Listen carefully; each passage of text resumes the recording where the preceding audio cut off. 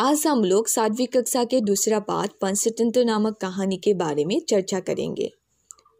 पंचतंत्र की कहानियां हम लोग सभी ने सुने हैं, लेकिन इन कहानियों के नाम पंचतंत्र क्यों पड़ा, इसको लेकर भी एक रोचक कहानी है। वो कहानी इस प्रकार है।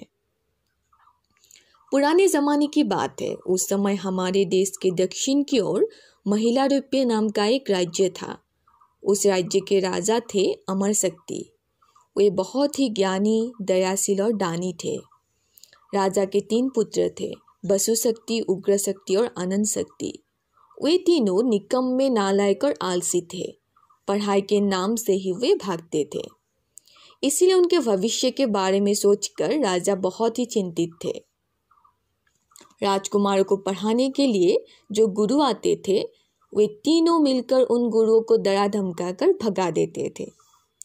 एक दिन राजा ने अपने मंत्रियों को बुलाकर कहा कि मेरे राज्य में सभी प्रजाजन सुखी है, किसी भी वस्तु की यहाँ कमी नहीं है, फिर भी मैं दुखी हूँ। मेरे तीनों पुत्र नालायक और निकम्मे हैं। मेरे मरने के बाद इस राज्य का क्या होगा? राज्य का उत्तरदायित्व कौन लेगा? इसीलिए एक अच्छे गुरु की ज़रूरत है जो मेरे पुत्र को ज्ञानी बनाए। राजा की बात सुनकर सभी मंत्रियों ने मिलकर पंडित विष्णु शर्मा नाम के एक गुरु के बारे में राजा से कहा, जो शिक्षादान के क्षेत्र में बहुत ही कुशल और प्रिय है। मंत्रियों को विश्वास था कि तीनों राजकुमारों को कम समय में पंडित विष्णु शर्मा ही ज्ञानी बना सकते हैं। मंत्रियों की बात सुनकर राजा ने विष्णु शर्मा को राजसभा में बुलाया और कहा कि तीनों राजकुमारों को ज्ञानी बनाने के लिए जो कुछ भी विष्णु शर्मा को चाहिए, वो सब कुछ देने के लिए राजा तैयार है।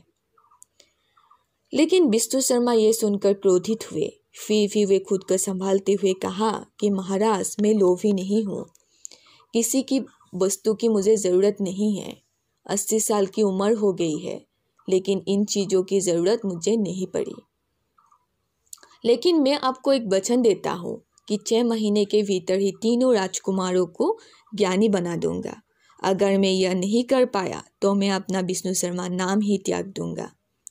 यह सुनकर राजा आश्चर्यचकित हो उठे, क्योंकि इतने सालों में ऐसा कोई नहीं कर पाया, तो 6 महीने के भीतर विष्णु शर्मा कैसे करेगा?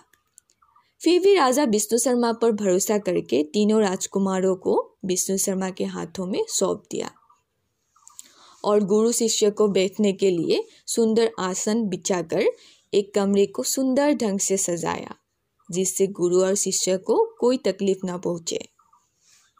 अगले दिन तीनों राजकुमार कमरे में गुरु का इंतजार कर रहे थे। वे मन ही मन सोचे थे कि फिर से एक गुरु, इसे भी डरा धमका कर भगाना पड़ेगा। तभी विष्णु शर्मा कमरे में आए और मुस्कुरा कर बोले, मित्रों, मैं तुम लोगों को शिक्षादान हेतु नहीं आया। अब इस उम्र में तुम्हें पढ़ने की ज़रूरत भी नहीं। हम लोग तो सिर्फ बातचीत करेंगे, लेकिन यहाँ नहीं, खुली हवा में पेड़ के नीचे बैठते हैं, चलो। विष्णु शर्मा की बातें सुनकर तीनों राजकुमार आश्चर्यचकित हुए। यह कैसा गुरु है? आते ही मित्र संबोधन क्या? पहले के जो गुरु आते थे वे तो सिर्फ आंखें लाल करके पढ़ाने लग जाते थे। तीनों राजकुमार विष्णु शर्मा की बातों से मंत्रमुग्ध हो गए और उनके साथ पेड़ के नीचे बैठ गए और विष्णु शर्मा तीनों राजकुमारों को कहानियां सुनाने लगे। तभी राजा आकर अपने तीनों पुत्रों को इस तरह मंत्रमुग्ध होकर बैठा देखकर आश्चर्यचकित हो उठे और उन्हें विश्वास हुआ कि विष्णु शर्मा ने ठीक ही कहा था, उनका पुत्र उपयुक्त जरूर बन पाएगा। इसी तरह समय बीतने लगा। विष्णु शर्मा की एक एक कहानी ने राजकुमारों को मंत्रमुग्ध कर दिया। कहानी के भीतर की नीति शिक्षाओं से राजकुमारगण राजनीति, समाजनीति, अर्थनीति आदि के ज्ञानों से पुष्ट हो गए। इसी तरह विष्णु शर्मा ने 6 महीने के भीतर तीनों राजकुमारों को ज्ञान से पुष्ट करके महाराज को सौंप दिया और महाराज बहुत ही खुश हुए। पंडित विष्णु शर्मा का नाम चारों ओर फैलने लगा। राजकुमारों को शिक्षादान हेतु विष्णु शर्मा ने जो कहानियां सुनाए, उन्हें 5 भागों में विभक्त कर सकते हैं। यथा मित्रभेद, मित्र प्राप्ति, मित्र लाभ, काकोलोक्य और अपरीक्षित कारकम। इन 5 शास्त्रों को एक साथ पंचतंत्र कहते हैं।